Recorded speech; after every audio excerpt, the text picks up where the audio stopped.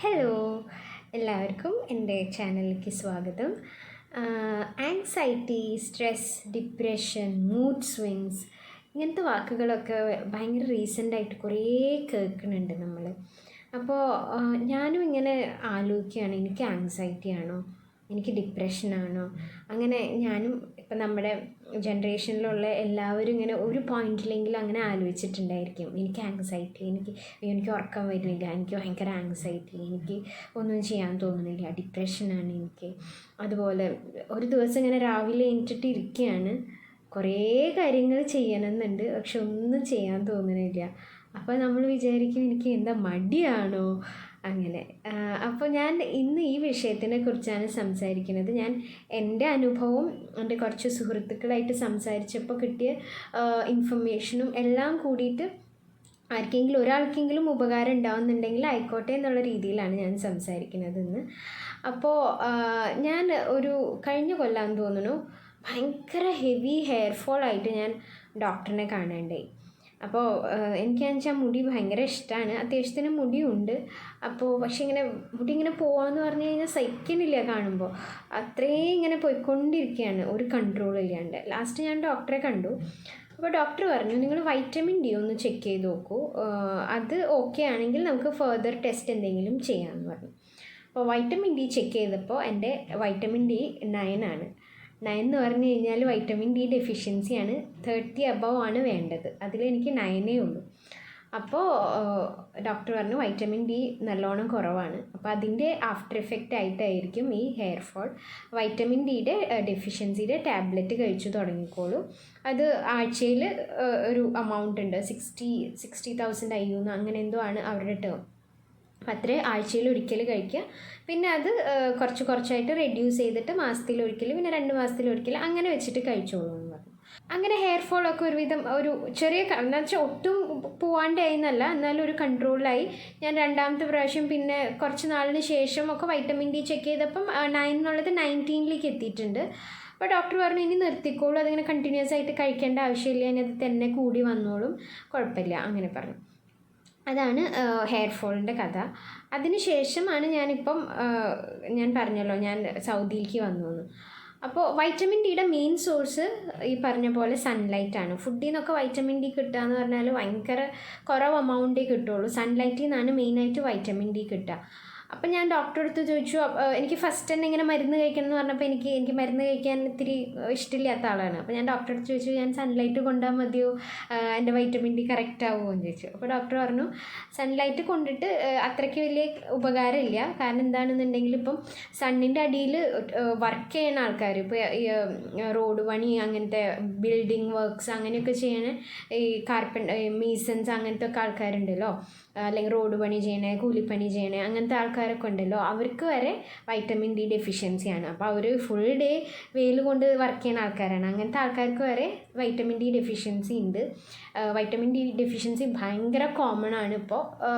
Reason എനിക്കറിയില്ല, പക്ഷെ doctor പറഞ്ഞതാണ് വൈറ്റമിൻ ഡി ഡെഫിഷ്യൻസി ഭയങ്കര കോമൺ ആണ്. അത് സൺലൈറ്റ് കൊണ്ടിട്ട് നിങ്ങൾക്ക് വെറുതെ സൺബേൺ ആവാന്നല്ലാണ്ട് വേറെ യൂസ് ഒന്നുമില്ല. വൈറ്റമിൻ ഡി കിട്ടണമെന്നുണ്ടെങ്കിൽ നമുക്ക് നല്ല ഉച്ച സമയത്തെ സൺലൈറ്റ് കൊള്ളുക തന്നെ വേണം. രാവിലത്തെ മൈൽഡ് സൺലൈറ്റോ അല്ലെങ്കിൽ വൈകിട്ടത്തെ മൈൽഡ് സൺലൈറ്റോ കിട്ടിയിട്ട് കാര്യമില്ല, നമുക്ക് പ്രോപ്പർ ഉച്ച സമയത്ത് സൺലൈറ്റ് കൊള്ളണം. അപ്പോൾ അങ്ങനെ കൊണ്ട് നിങ്ങൾക്ക് സൺബേൺ ആവുക എന്നല്ലാണ്ട് വേറെ യൂസ് ഇല്ല. നിങ്ങൾ എന്തായാലും വൈറ്റമിൻ ഡിയുടെ ടാബ്ലറ്റ് കഴിക്കുക തന്നെയാണ് നല്ലതെന്ന് പറഞ്ഞിട്ടാണ് ഞാനത് കുറച്ച് നാൾ കഴിച്ചത്. അപ്പോൾ ഞാൻ തിരിച്ച് ഇവിടെ വന്നതിന് ശേഷം എനിക്ക് ഈ പറഞ്ഞ പോലെ കുറച്ച് എന്താ പറയുക, ആങ്സൈറ്റി അല്ലെങ്കിൽ ഉറക്കമില്ലാണ്ടിരിക്കുക. എനിക്ക് ഉറങ്ങാന്ന് വെച്ചാൽ എനിക്ക് ഭയങ്കര ഇഷ്ടമുള്ള ആളാണ്. എനിക്ക് ഉറക്കമില്ലാണ്ടിരിക്കുക എന്നും ഉണ്ടാവില്ല, ചില പക്ഷേ ഇടയ്ക്കിടയ്ക്ക് വളരെ കോമൺ ആയിട്ട് അങ്ങനെ ഒരു രാത്രി ഇങ്ങനെ ഉറക്കം വരാണ്ടിരിക്കുക, അങ്ങനെ കിടന്ന് ആലോചിക്കുക, അങ്ങനത്തെ കാര്യങ്ങളൊക്കെ ഉണ്ടായി തുടങ്ങി. കാര്യങ്ങൾ ചെയ്യാനുണ്ട്, എന്നാൽ ഒന്നും ചെയ്യാൻ തോന്നണില്ല, ഒന്നിനും പറ്റാത്ത പോലെ ഇങ്ങനെ ഇരിക്കുകയാണ് വേറെ എന്നാൽ. അപ്പോൾ ഞാൻ ഇങ്ങനെ വിചാരിച്ചു എനിക്ക് മടിയാണോ. അപ്പോൾ പിന്നെ എനിക്ക് മനസ്സിലായി അങ്ങനെയല്ല, ഇത് വേറെ എന്തോ പ്രശ്നമാണ് എന്നുള്ളത്. ഞാൻ തന്നെ ഇങ്ങനെ ആലോചിച്ചു, ഞാനിവിടെ സണ്ണായിട്ട് യാതൊരു കോണ്ടാക്റ്റും വരുന്നില്ല. ഞാൻ പുറത്തേക്ക് കറങ്ങാനൊക്കെ പോവുക ഹസ്ബൻഡ് വന്നതിന് ശേഷമാണ്. അതപ്പം 6 മണിയൊക്കെ ആ സമയത്താണ്, രാത്രിയാണ്, ഫുൾ നൈറ്റ് ഔട്ടാണ്. അപ്പോൾ അങ്ങനത്തെ ഒരു സിറ്റുവേഷനിൽ സണ്ണായിട്ടൊരു കോൺടാക്റ്റും വരുന്നില്ല. എന്തെങ്കിലും ഒരു വൈറ്റമിൻ ഡി കിട്ടാനുള്ളൊരു സാധ്യത എന്ന് പറഞ്ഞാൽ സണ്ണാണ്. അതും കോൺടാക്റ്റ് ഇല്ല. അപ്പോൾ ഓൾറെഡി വൈറ്റമിൻ ഡി കുറവായിരുന്നു. അപ്പം അതുകൊണ്ടായിരിക്കും ഇങ്ങനത്തെ പ്രശ്നങ്ങളെന്ന് എനിക്ക് മനസ്സിലായി. അപ്പം ഞാൻ എൻ്റെ ഫ്രണ്ട്സിൻ്റെ അടുത്ത് സംസാരിച്ചപ്പം ഓരോരുത്തർക്കും ഓരോ പ്രശ്നമാണ് വൈറ്റമിൻ ഡി കാരണം. ചെക്ക് ചെയ്ത് നോക്കുമ്പോഴാണ് മനസ്സിലാവുന്നത് വൈറ്റമിൻ ഡി കുറവ് കാരണമാണ്. അപ്പോൾ എൻ്റെ ഒരു ഫ്രണ്ട് പറഞ്ഞത് രാത്രി ഇങ്ങനെ ഉറങ്ങാൻ കിടക്കുമ്പോൾ കാലിൻ്റെ അടിയിൽ ഉറുമ്പ് ഇങ്ങനെ ഇറങ്ങി കയറുന്ന പോലെ, ഉറുമ്പ് ഇങ്ങനെ അരിക്കുന്ന പോലത്തെ ഒരു സെൻസേഷൻ വരിക. അപ്പോൾ അതുപോലെ കാലിൻ്റെ അടിയിൽ കയ്യിലൊക്കെ ഉറുമ്പ് കയറുന്ന പോലെ തോന്നുക. പിന്നെ രാത്രി ഉറക്കമില്ലാണ്ടിരിക്കുക. അതുപോലെ പെട്ടെന്ന് അസുഖങ്ങൾ വരിക. അത് വേറൊരാൾ പറഞ്ഞതാണ് കേട്ടോ. പെട്ടെന്ന് അസുഖങ്ങൾ വരിക, പനി, കോൾഡ്, ജലദോഷം അങ്ങനത്തെ ഒക്കെ വേഗം വരിക. അങ്ങനെ ആയിരുന്നില്ല മുന്നേ. അപ്പം ഇമ്മ്യൂണിറ്റീനെ എഫക്റ്റ് ചെയ്യുക. അപ്പോൾ അങ്ങനെയായിട്ട് നോക്കിയപ്പോഴാണ് വൈറ്റമിൻ ഡി ഡെഫിഷ്യൻസിയാണ് മനസ്സിലായത്. അപ്പോൾ ഓരോരുത്തർക്കും ഓരോ സിംറ്റം ആയിരിക്കും വൈറ്റമിൻ ഡി ഡെഫിഷ്യൻസി കാരണം ഉണ്ടാവുക. നമ്മൾ എന്തെങ്കിലും ഒരു പ്രശ്നം വരുമ്പോഴേക്കും അയ്യോ എനിക്ക് ഡിപ്രഷൻ, അയ്യോ എനിക്ക് ആങ്സൈറ്റി, അങ്ങനെയൊക്കെ വിചാരിക്കുന്നതിന് മുന്നേ വൈറ്റമിൻ ഡി ഒന്ന് ചെക്ക് ചെയ്ത് നോക്കുക. കാരണം ഈ ഡിപ്രഷൻ, ആങ്സൈറ്റി എന്നൊക്കെ പറയുന്നത് വലിയ വാക്കുകളാണ്. അത് അനുഭവിക്കുന്നവർക്ക് അത്ര സുഖമുള്ള ഒരു കാര്യമായിരിക്കില്ല. അത് നമ്മൾ വിചാരിക്കുന്ന പോലത്തെ ചെറിയ പ്രശ്നങ്ങൾ കൊണ്ട് വരുന്നതും ആയിരിക്കില്ല. ചിലപ്പോൾ പ്രശ്നം ഒരു റീസൺ ഇല്ലാണ്ടേയും വരാം. അപ്പോൾ നമ്മൾ ഡിപ്രഷനാണ്, ആങ്സൈറ്റി ആണെന്ന് സ്വയം അങ്ങോട്ട് ചിന്തിക്കുന്നതിന് മുന്നേ വൈറ്റമിൻ ഡി ഒന്ന് ചെക്ക് ചെയ്ത് നോക്കൂ. കാരണം എൻ്റെ അടുത്ത് ഡോക്ടറും പറഞ്ഞതാണ് വൈറ്റമിൻ ഡി ഡെഫിഷ്യൻസി ഭയങ്കര കോമൺ ആണ് ഇപ്പോൾ.